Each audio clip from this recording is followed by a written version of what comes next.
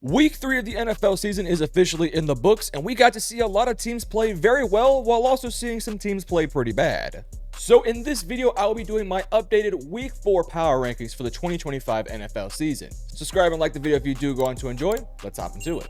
And we are going to begin in last place, the Tennessee Titans. Now, admittedly speaking, there was a couple of teams I did consider for the spot. We'll talk about them here in just a little bit. It just sort of came down that I ultimately decided to go with the Tennessee Titans. You take away Cam Ward from that team, and they just don't have a lot of anything. I like Alec Ayomaner, but that offensive line's been very disappointing. I like Cam Ward. I like some of the guys on the defense, but they're just missing a lot of things right now. You also add in that I'm just not a huge believer in their head coach. It just makes for a combination of things that I don't think are going to go very well. Cam Ward is also a young developing quarterback who is making some mistakes while also showing flashes, which is what you would expect from a rookie quarterback. This team will not win a lot of games. It would not surprise me if they end up with the #1 pick, and that's totally fine. They are a rebuilding team that has a few years to go while Cam Ward is still developing. Moving to number 31, I have the New Orleans Saints. This was a team I considered to move into last place, but ultimately I'm going to put them at 31 because I just think they have some more experience and veteran players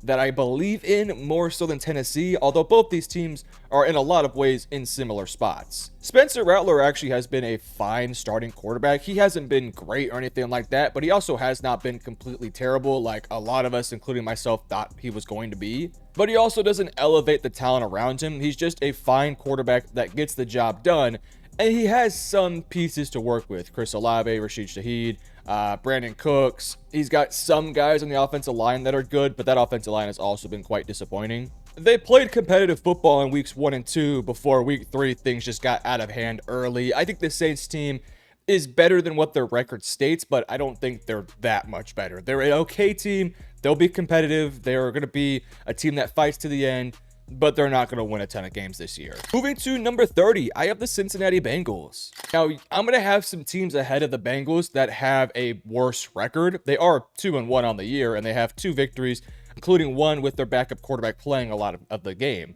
But here's my opinion. I don't see the silver lining with this team. Until Joe Burrow returns, they're going to be relying so heavily on Jamar Chase and T. Higgins. And I just don't know if they have a good enough quarterback to get the job done.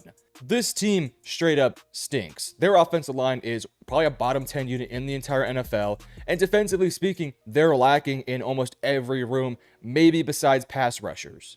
I'm not saying there's no hope for this team, but there's basically none. I don't understand how some people have this Bengals team anywhere above the bottom 5 in the NFL, especially after what we just saw in week 3. Now, granted, I do think they're better than what they showed in their week 3 game. That was a complete embarrassment from top to bottom. But their quarterback can't stop turning the football over. They were not able to get the ball over to Jamar Chase. Defensively speaking, they're not good at all. It just makes for a big combination of a bad defense with a bad offensive line, with a bad quarterback. They have a couple things here and there, but they can't run the football effectively. They can't protect their quarterback. They can't stop turning the ball over. I just don't see how this Bengals team wins any games. And their schedule isn't the hardest schedule in the world, but in these next couple games, they have some very tough matchups, and I think it's going to go downhill very quickly for this team. The only way I see this team winning games is if Jamar Chase literally goes for 150 yards with multiple touchdowns. I just don't see the silver lining here for this team. Moving to number 29, I have the New York Jets. Now, 2 of the 3 games they've played so far, they've played really competitive football. In week 1, they had a really good game versus the Pittsburgh Steelers. Week 3 wasn't competitive for 3 quarters, but they got the game competitive and maybe should have won that game with some shenanigans late into that game with, of course, special teams. But the way they're competing in these games, to me, just is not sustainable. They got back in that week 3 game because of some special team shenanigans and the Tampa Bay Buccaneers just taking their foot off the pedal. And in week 1, I'm just not a huge believer in Pittsburgh, so I don't think that was much of a game there either. The Jets are another one of these teams, kind of like Tennessee, kind of like the New Orleans Saints, that will be competitive. They're not going to get blown out every single week. Here and there they might, but they will be a competitive team that will make you fight, tooth and nail to get those wins. But they're ultimately just not talented enough to find ways to win games. They're weak on defense outside of their stars. I mean, you take away Sauce, Quinnen, and Quincy, there's, Will McDonald too is a good player. I mean, they have some guys, but they're struggling outside of those pieces. I like this young offensive line, but I just don't think they have the quarterback behind them to get the job done. They also severely lack in weapons not named Garrett Wilson and I guess Mason Taylor. This is just a team that is like in year one of a rebuild. They have another year to build and probably another year after that to really build this roster into becoming a competitive playoff caliber squad. Moving to number 28, I have the Miami Dolphins. Now, the Miami Dolphins are 0-3, and I think they're better than what their record says. I know week 1 was terrible, and then I know there were some mistakes in weeks 2 and week 3, but they've also shown a little bit more fight and a little bit more preparedness, more so than what they showed early in the season. I don't think this team is good. In fact, I think they're a bad team, hence why they're in my bottom 10. But I think they are better than what their record does indicate. Fortunately for this Miami Dolphins team, their schedule actually starts to ease up these next couple weeks, so it wouldn't be surprising to me if this Miami Dolphins team finds ways to win games and potentially goes on a bit of a stretch here where maybe they can get to about 500 or slightly below 500. And if they can do so, I might move them up a little bit in my power rankings. I think this team has clear limitations at quarterback, offensive line, their interior guards. Look at PFF. It is hysterical. They stink right now. Because they have those terrible offensive linemen in the middle, they can't run the football very well. The passing game has just been so inconsistent. And defensively speaking, they've been quite disappointing, especially on the defensive line. But still, I think this Miami Dolphins team has enough firepower on offense to be better than what they've shown on the field. Moving to number 27, I have the New York Giants. The question is now, when does Jackson Dart start? You got to have a feeling here that the team is going to start him very soon. Right now, they have not fully committed to Russell Wilson as their starting quarterback. They're getting booed at their home stadium. You're hearing Dart chants whenever he gets into the game. It just feels like eventually Jackson Dart will come in. And to be honest with you, I don't personally know how I feel about that potentially happening. And that's not because I don't like Jackson Dart or that I think Jackson Dart stinks. It's just that I don't think he's ready to be thrown out there in what is a very tough schedule. I would hope that Giants fans would understand the situation that Brian Daboll is in here, knowing his job is on the line, but also needing some patience from them.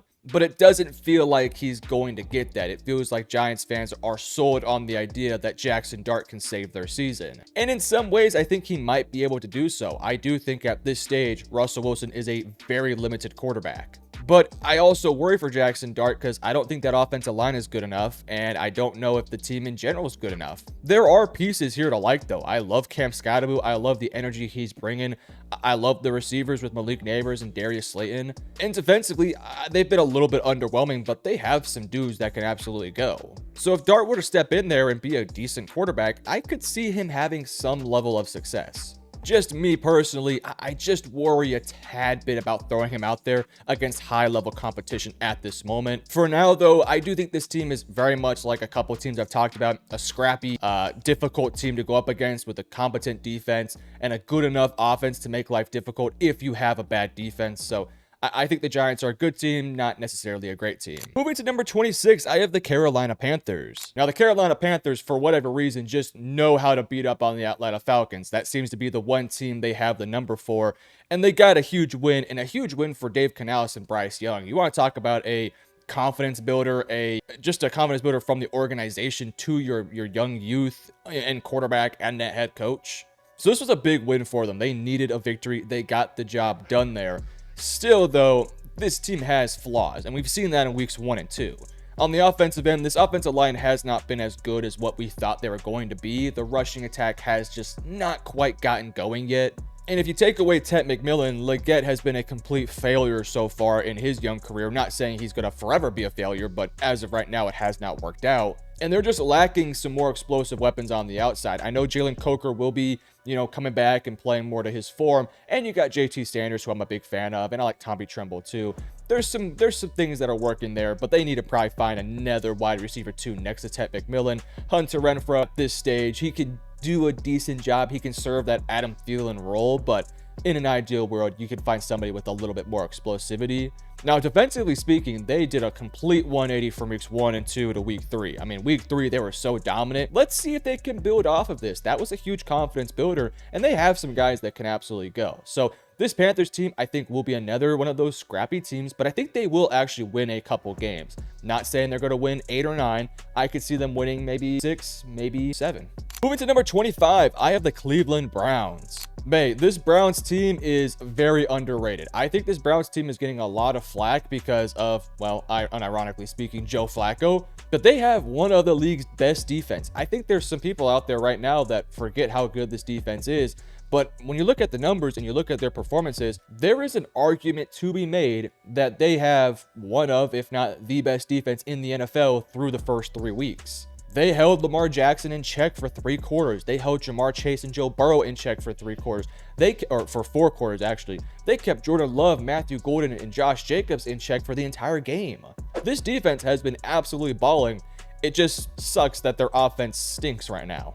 But I do think they have some potential answers as to how they can fix their offense. And that is starting one of these young quarterbacks. I would personally go with Dylan Gabriel because I think Dylan Gabriel performed better in the preseason.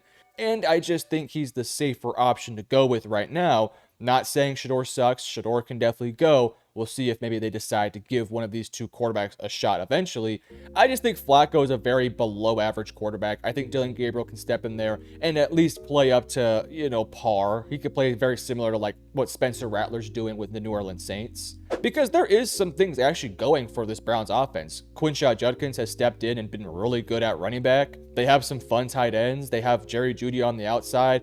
The offensive line still needs a lot of work, and it's definitely something they will be building these next couple years, but I don't see why you can't throw a young quarterback like Dylan Gabriel out there and just see if he can get this offense, a little bit of some life. Or if he doesn't work, maybe throw Shedeur Sanders out there. But this defense is so good, they will keep them in games. Great defensive line. Mason Graham looked incredible last week, so shout out to the Browns. They're improving. They're going to be a team that sneakily wins a handful of games this year because they have a great head coach and a great defense. Moving to number 24, I have the New England Patriots. The Patriots were the offseason darling. Everyone had money on them to maybe make the playoffs, win 8 or 9 games. And I was always the Grinch here saying, let's slow down a little bit here. I like this team. I like what they're building. But they're still probably a year or 2 away. And I'm going to stand 10 toes down on this one. They have shown a ton of inexperience on offense. And defensively speaking, they really do miss Christian Gonzalez. They have pieces on both sides of the football. And this is a team that is clearly heading in the right direction. They're just not there yet. Drake May has shown life, but he's also shown that youth and inexperience and development. I mean, the fumbles were bad last week. He's had some turnovers this year, but he's also been really good and consistent in a handful of moments and drives. This offensive line is a complete work in progress. It's shown flashes, it's shown glimpses, but it has been very inconsistent throughout the year. This is just a Patriots team that is building, that is developing, and that is trying to figure things out. They're far from perfect. They have a long way to go. But I actually think this team has some talent. I don't think they're a great team. I don't think they're a bad team. They're just kind of stuck in the middle right now. But they're heading in the right direction. Moving to number 23, and shockingly, the Houston Texans. If the Texans are going to win games, it's going to be because of this defense, or the offense has to make some serious changes. This offense right now absolutely stinks. They just have nothing going for them. Poor offensive line play. Let's be honest, not great quarterback play right now. Receivers are struggling to find separation, not named Nico Collins. They haven't really thrown out the young guys yet. Maybe that's just for a lack of trust or them not being that great right now. They can't really get a great run game going just because I don't think they have the personnel. Nick Chubb's fine, but not great. And I think the offensive coordinator is really struggling right now. Like, I don't think he's doing a good job really at all. The good news for this Texans team is that their defense is lights out and has kept them in games. But this offense has costed them 3 games now. So I just think this Texans team is really stuck in a tough place. Offense wins games in this modern era of football. Defense surely does help, and you have to have a good defense to win games. But if you don't have an offense that can score 20 to 24 points, you're going to lose a lot of games in today's NFL. I think this Texans team is better than what their record states, but I don't think it's by a whole bunch. This team has been a massive disappointment so far, and it starts with this offensive line, and then it honestly falls on CJ Stroud's shoulders. He's not been great so far. Moving to number 22, the Las Vegas Raiders. This is another team that I have been a little bit disappointed with. I thought they were going to be better, but they are so bad on the offensive line. The whole theory for me was that you had these weapons with Jacoby Myers, Brock Bowers, and now Ashton Genty. All Geno Smith had to do was just be sort of a robot back there, getting the ball to his playmakers, handing the ball off.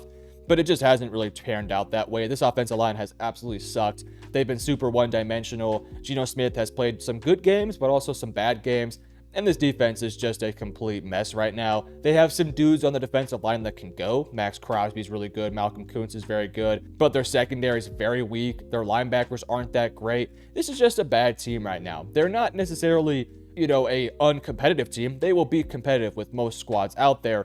But this is another one of those teams that is still building. They're still trying to figure things out. They don't have everything going for them quite yet. It's not perfect. It's not pretty. They will win some games, but they will also lose a handful of games. I think this team will probably be somewhere between the 10th to 8th pick in the upcoming draft. Moving to number 21, my Dallas Cowboys. This defense stinks. That's the best way to put it. On the offensive end, Dak Prescott, while the numbers have not been pretty, is playing very good football. I know the numbers don't look great, but I promise you he's playing incredible football. Lamb is now injured, but Pickens is still there. When those guys are healthy, they have a great wide receiver duo. The run game has been really, really good this year, which has been quite a revelation for this team.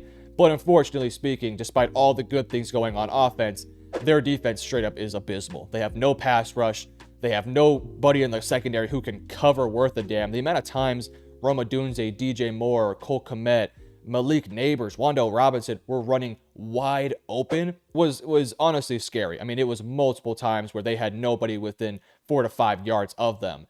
Sometimes that's just coverage breaks. Sometimes that's just poor schematics. I mean, this team is just not playing well defensively right now. They can score 30, but they're giving up 40. They're going to lose a lot of games because this defense absolutely sucks. Moving to number 20, the Chicago Bears. I know there's been a huge wave of momentum now for Chicago, but I just want to emphasize they beat the Dallas Cowboys. This Dallas Cowboys defense stinks, and the Bears offense had their way with them. That all said, though, this Bears defense did struggle against the Dallas Cowboys offense. I know they scored 14 points, but they had 2 turnovers in plus territory. They drove the ball pretty consistently well all game long. Some things didn't go their way. The game got out of hand, and that's how you get 14 points. Still, though, that Bears defense looked terrible in week 1, worse in week 2, and they made plays in week 3, so maybe they can build off of it, but it's still a bad defense if we just kind of watch the actual game. But the offense is figuring things out. This was a good step forward for Caleb Williams to just feel a bit more comfortable within the system. He still is missing these layups, these wide open throws, but he has that arm. He has some explosiveness to him.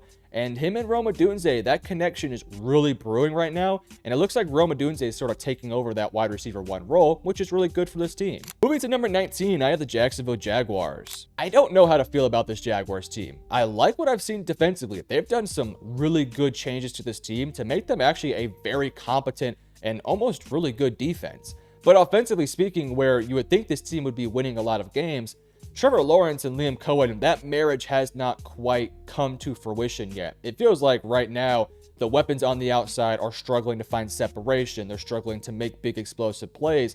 Brian Thomas Jr. has been a complete disaster so far this year. The run game has gotten going. The pass protection, run blocking seemingly is fine, but Trevor Lawrence is forcing the ball in super tight windows. He's had some turnover issues. He just has not played clean, efficient football yet. And part of that is because there is some things he is still trying to figure out with this team. But at the same time, I'm also a little bit cautious on this team. I think they have a good defense that'll keep them in games. And I think offensively, they will have some games that look really good. This is a team that I don't think will win the AFC South, but I could see them winning like 7 games this year. Moving to number 18, the Atlanta Falcons. Boy, was that a disappointing game for Michael Penix in week 3. He showed so much life late into last year, and even in week 1, he showed some life. And week 2, it wasn't as pretty, but he still was able to make a couple plays and keep the offense afloat. But week 3 against the Panthers defense that you would think he would just dominate, man, he struggled. I mean, big time. It was a lot of checkdowns. He had no rhythm going on, inefficient. Through some turnovers too. Like, it was just a very uncharacteristically bad game for a young quarterback that showed a lot of life. Now, I'm not here to say they need to bench Michael Penix for Kirk Cousins. I've heard some of those conversations. I'm not there yet with that. But I do want to see Michael Penix and this offense just play better. I think the offensive coordinator has been quite bad. I heard this on another podcast that they are basically giving the defense a tell depending on what their formation is. Which is if they line up under center, it's probably a handoff. If they line up in shotgun, it's probably a pass. They got to mix it up. They got to be more creative. This offense just looks so stagnant, difficult, and just hard to really do anything positive right now. I think this Falcons defense has taken a step forward with all the youth and young guys they have there, but they need this offense to also play better. This Falcons team, they feel like they're a good team some weeks, and then other weeks they feel like a bad team. I'm starting to feel a little bit worried about the coaching staff. Just a little bit. And I'm not panicking, but I'm getting a little worried. Moving to number 17, I have the Pittsburgh Steelers. So I'm not sold on the Pittsburgh Steelers. I just am not sold on them. The way they're winning games and against who they're going up against, it has not been impressive so far, at least for me. Week 1, you had an absolute fight against a bad New York Jets team. Week 2, you lose to the Seattle Seahawks. And then in Week 3, versus the New England Patriots, the Patriots outplayed you in almost every way, except for the inexperience that they have with some of the turnovers they had. So if you take away all the turnovers, the Patriots probably should have won that game. The Steelers are winning games in ways that I don't think is very sustainable, and I just have a lot of questions with this team. On the offensive end, yes, you have Rodgers. Yes, you have DK Metcalf. But outside of them, what do you have? I know Jaylen Warren's playing fine so far, but I don't know if you have a consistent rushing attack. I don't know if you have a consistent offensive line. In fact, I know you don't have a consistent offensive line. Aaron Rodgers is 40 years old. He's not a playmaker like a Josh Allen or Lamar Jackson or what Rodgers used to be. He's just not a playmaker no more. And the weapons are very limited with what they can do. I don't think the schematics is that pretty either. I just think this offense is just sort of below average. And defensively speaking, they played better in Week 3, but still they gave up a lot of yards and some big drives. They just were kind of fortunate that Drake May is a young quarterback and had some turnover issues. And Ramondre Stevenson too. If they didn't fumble the ball, 4 times, the Patriots probably win that game quite handedly. This Steelers team has to prove a lot to me. I know they're 2-1. They have a couple winnable games in the future. If they can win those games and handle their business, then I guess this Steelers team is going to be what they have been the past couple years, which is just a really gritty team that finds ways to win games. And that's what Mike Tomlin has done basically his entire career. Moving to number 16, I have the Arizona Cardinals. Kind of like the Steelers, I don't really know what to think of this Cardinals team. There's sort of a batch of teams here that I just don't know how to feel about. The Cardinals being one of them. Their offense just looks so unimaginative. Marvin Harrison Jr. is now starting to struggle with some drops and just making plays in general. Now that James Conner looks like his season might be done for, or at least he'll miss a lot of time,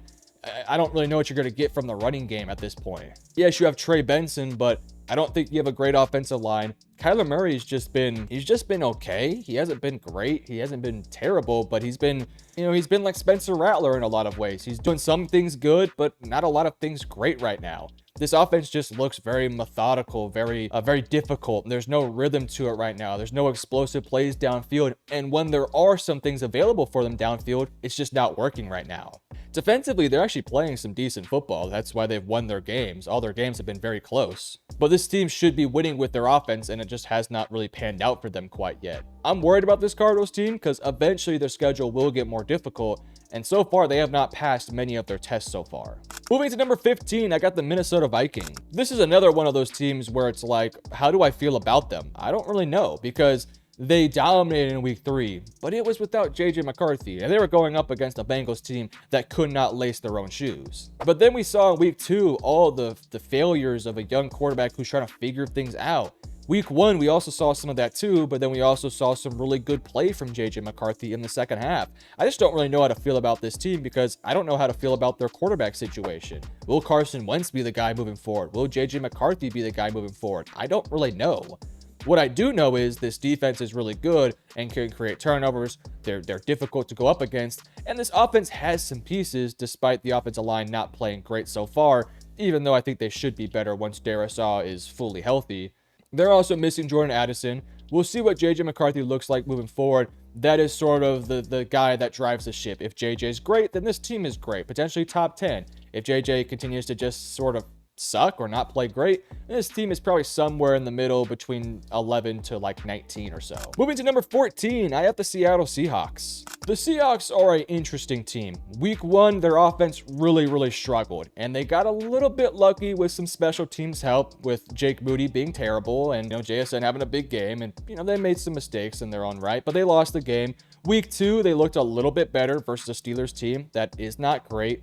And then in Week 3, they looked pretty dang good in a big win versus the Saints. I don't really know what the Seahawks team is yet in terms of, is this a defensive team that can win with their defense, or is this an offensive team that can win with their great offense? The good news is We will learn more about this team the next couple weeks. They have the Cardinals this week, then they have the Bucks in a few weeks, the Texans and Commanders.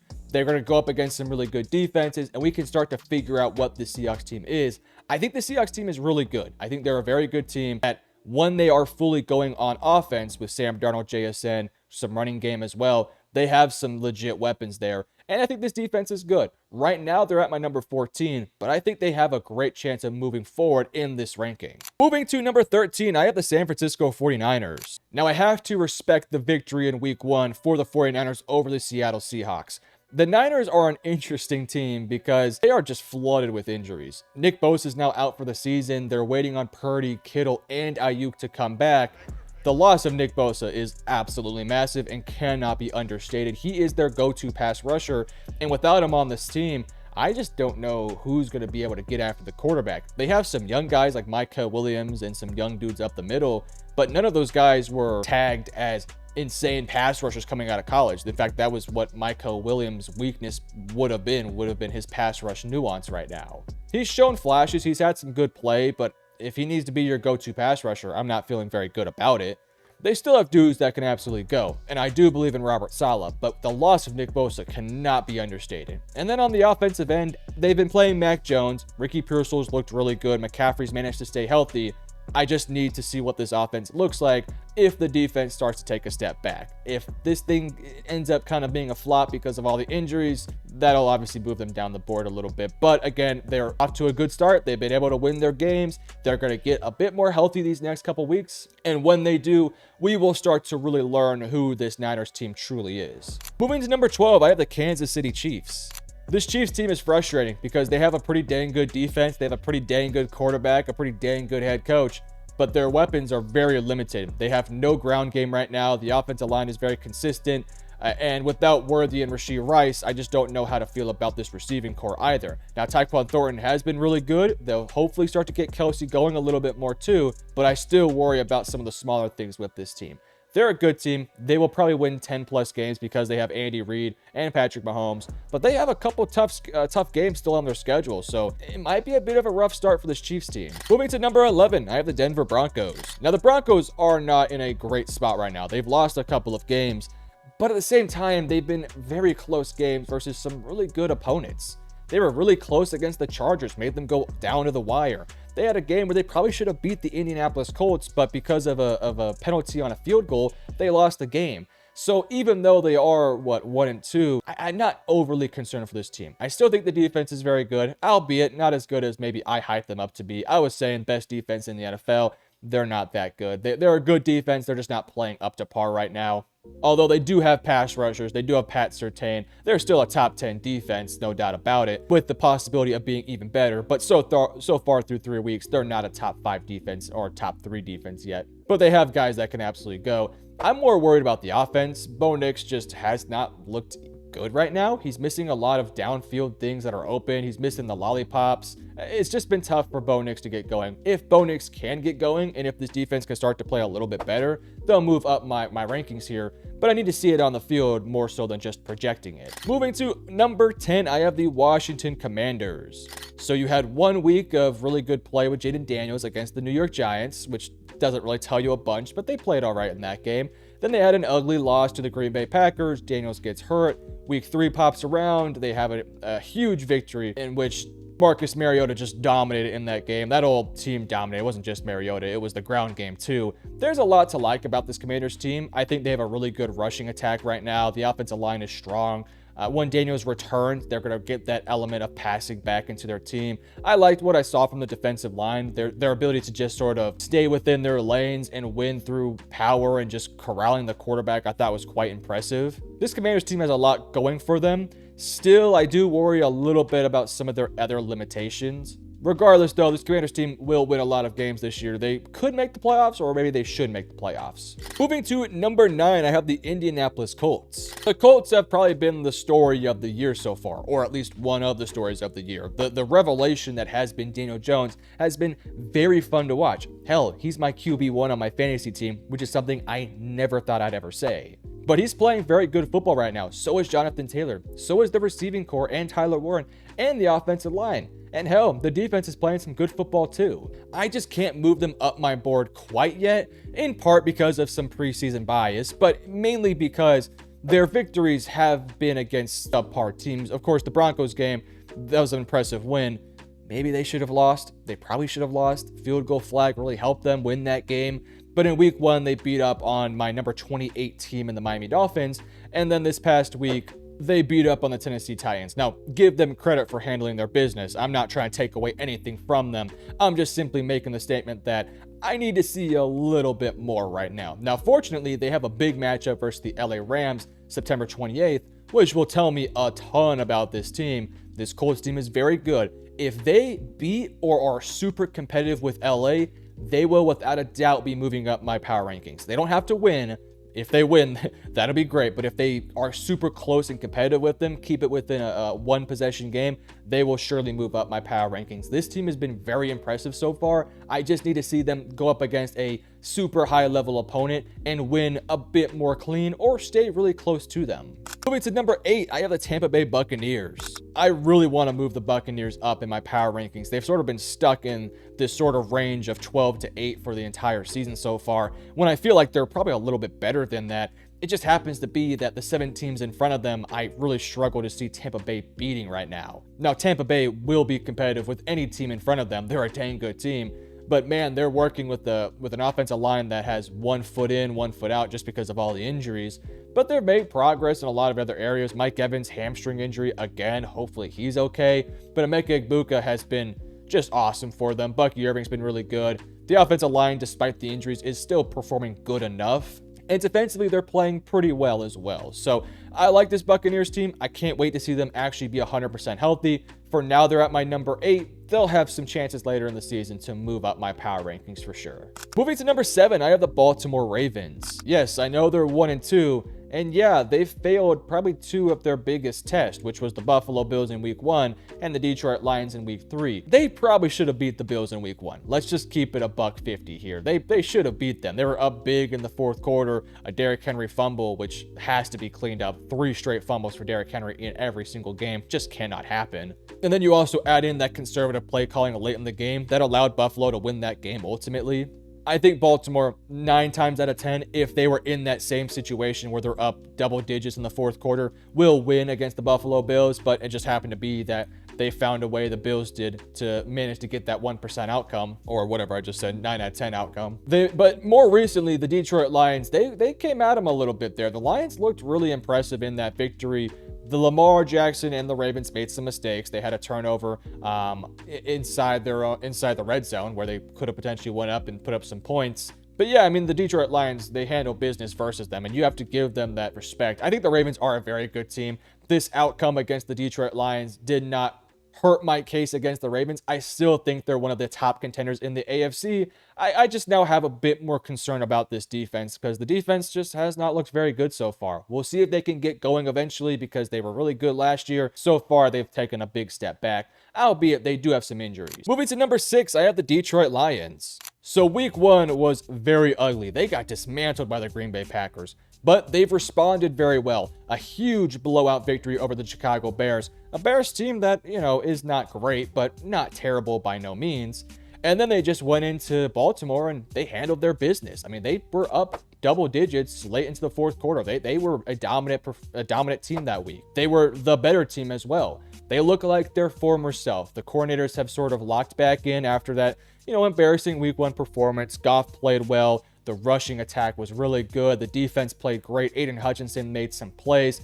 This Lions team is starting to come back into form, which is really fun to see. And it's going to make for a very interesting NFC because there's a lot of really good teams in the NFC, and the Lions look like they're one of them. They also have a difficult schedule too, so we'll see a lot about this Lions team. Moving to number 5, I have the LA Rams. Kind of like the Ravens, where I said the Ravens probably should have beat the Bills. You can sort of make the same argument for the LA Rams. The Rams probably should have beat the Philadelphia Eagles. They just really let go of the rope, and they had a blocked field goal late, so everything that could have went wrong for the LA Rams. The Rams probably should have won that game, though. They had to settle for field goals a couple times. They got a little conservative in some spots. The defense got bullied by A.J. Brown, which tends to happen when you have a guy like A.J. Brown. And Jalen Hurts got going too, so that really hurt L.A. But L.A. had a response. They went down and they drove the football late, had a chance to win the game. The field goal gets blocked, and they lost. Still, though, the Rams have passed almost every test I've given them so far. Week 1, they passed. Week 2, they passed.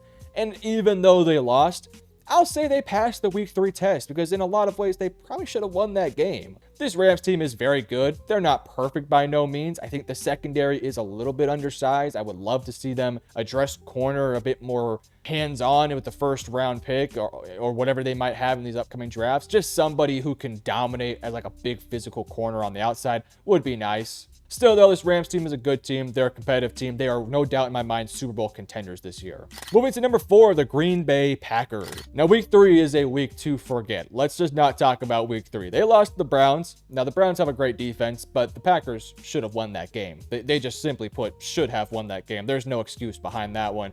But I cannot ignore how great they looked in weeks 1 and 2. They beat, and not just beat, but beat down on my number 6 team, the Detroit Lions, and my number 10 team, the Washington Commanders. So just because they had a bit of a, I don't want to say fluky, but a bit of a fluky, quote unquote, loss against the Browns, I can't push them too far down my power rankings here. They're a great team, great quarterback. Micah Parsons is still incredible. They have a great roster. It's a great team. They will get better on the offensive line. I know Myles Garrett and Mason Graham handle business versus them. They will get better there. They're dealing with some injuries. The Packers will be fine. They're a good team. Do not overthink Week 3. Just watch this upcoming week. They go up against the Dallas Cowboys, and they're going to put belt to ass versus my favorite team. Number 3, I have the LA Chargers. The Chargers have also been another story that has been awesome to talk about. They've handled business versus 3 straight divisional matchups, the Kansas City Chiefs in Brazil, the Las Vegas Raiders, and then most recently against the Denver Broncos. All 3 of those teams, in my opinion, are good teams, especially the Chiefs and especially the Broncos. They've done so pretty handedly too. They've outplayed these teams. I know the scores might be relatively close against Denver and against Kansas City, but for the most part, the LA Chargers looked clearly like the better team. Some turnovers hurt them versus the Broncos, so that's why that score was pretty close. My one worry about this Chargers team, without Rashawn Slater, this offensive line's a little bit not incredible. They're good. They're totally good. But without Rashawn Slater, it's just missing that superstar tackle, which is just such a shame. Najee Harris also is done for the season, so injuries are starting to come into effect for this Chargers team. Still, though, Herbert is awesome. He's playing incredible football. The offensive line is good enough. The weapons on the outside are playing really good football. Quentin Johnston, y'all owe that man an apology. Go into his Instagram and say, sorry, QJ, did not know your game. You're balling right now. Go in there and say it, because I was defending the guy. I was saying he was good. Not blaming you, but there were some people who did say that. So if you were one of those guys, go apologize to QJ. He's balling right now. They got Hampton going last week versus the Denver Broncos, and they have a spectacular defense. This Chargers team is just so good, and they're no doubt in my mind a top contender in the AFC right now. Moving to number 2, I have the Buffalo Bills. Now, in past power rankings, they were my number 1 team after their victory over the Baltimore Ravens. However, that Ravens victory is starting to sort of lose its luster. The Ravens are now 1 and 2, and when you actually watch the game, Bills probably should have lost that game if we just keep it a buck here. You also take into account how great Philadelphia looked late into that game against the Rams. We'll talk about them here in just a little bit. Spoiler alert. But yeah, the Buffalo Bills, they're a good team, man. And when you look at their schedule, man, it's easy. Like, they can literally put the car in cruise control. They have some tough games here and there. Don't get it twisted. Chiefs, I think they have the Philadelphia Eagles in a few weeks.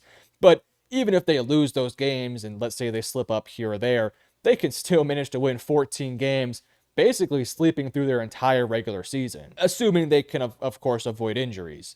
This team is stacked from top to bottom. They'll just get better on defense once some of their guys come back. Josh Allen is playing incredible football, probably the favorite to win MVP so far. The Bills are a good team. But coming in at number 1, I have the Philadelphia Eagles. Now, the Eagles have been in my top 5 for the entire season so far, but they were, I believe, at number 4 the past 2 weeks because I just was not a huge fan of what I saw from the Eagles. The passing attack was terrible. The running game didn't really have much to it. And defensively, they showed a little bit of some flaws. And against the LA Rams, at least in the first half, it felt like everything that I was talking about was actually hurting them. They couldn't pass the ball. The ground game wasn't going. The defense was giving up a ton to the LA Rams. Then the second half happened. Maybe they made some adjustments. Maybe they just locked the fuck in, but they balled in the second half. The passing game got going deep with AJ, Devontae Smith. Jalen Hurts was dicing up that Rams defense with some hole shots down the middle. He was playing good football all game long. The ground game never really got going, but you have to assume it will get going soon because they have Saquon freaking Barkley. The defense also locked in and started to play better football. The second half gives me a lot of hope for this Eagles team because it felt like they finally got the lid off the basket, quote unquote. Moving forward, their schedule, they're going to have some tough matchups. They'll have more to prove, but this Eagles team just looks like a roster that just from top to bottom is loaded with talent, and they feel kind of like the Chiefs these past couple years, where if you're going to beat this Eagles team, you have to play 4 great quarters, because if you let go for even one singular quarter, this Eagles team will beat you. But you let me know in the comment section below, do you agree or disagree with my power rankings? Hit the like and subscribe button if you did enjoy. Love you guys. Peace.